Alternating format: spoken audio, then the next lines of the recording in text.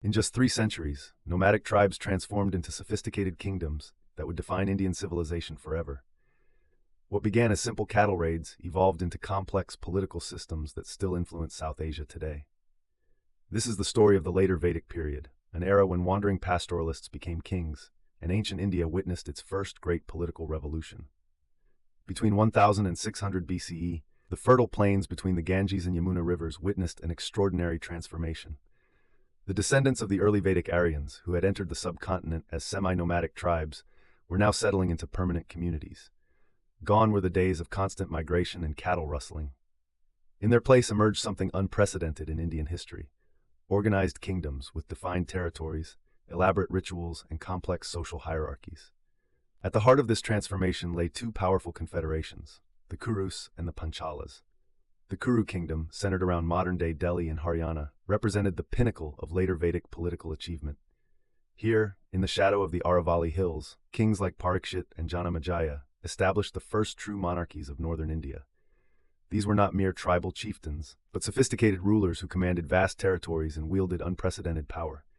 The Kuru capital of Hastinapura became a beacon of political innovation.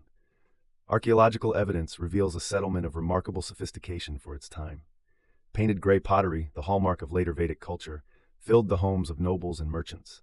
Iron tools had revolutionized agriculture, allowing for surplus production that could support non-farming populations. For the first time in Indian history, society could afford the luxury of specialization. But the Kurus did not rule alone. To their east, the Panchala Confederation presented both an alliance and a rival. The name Panchala, meaning 5 tribes, reflected their federal structure. Unlike the more centralized Kuru monarchy, the Panchalas maintained a complex system of shared governance among their constituent groups.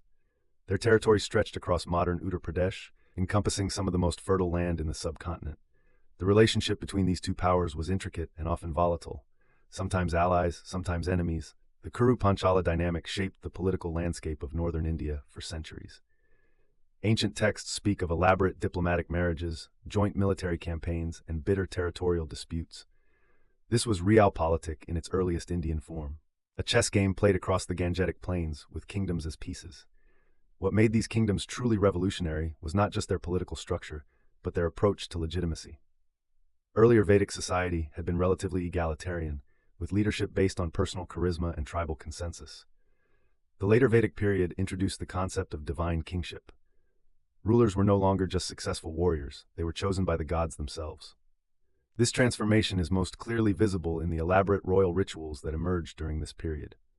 The Rajasuya sacrifice, a coronation ceremony of staggering complexity, could last for over a year.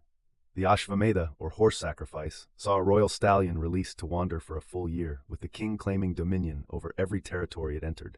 These were not mere religious ceremonies, but sophisticated tools of political legitimacy and territorial expansion.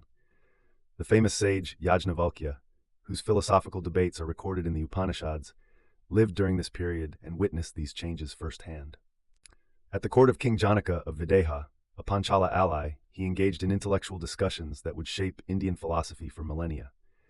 This was an age when political power and spiritual wisdom walked hand in hand, when kings were expected to be not just warriors but philosophers. Society itself was undergoing radical transformation.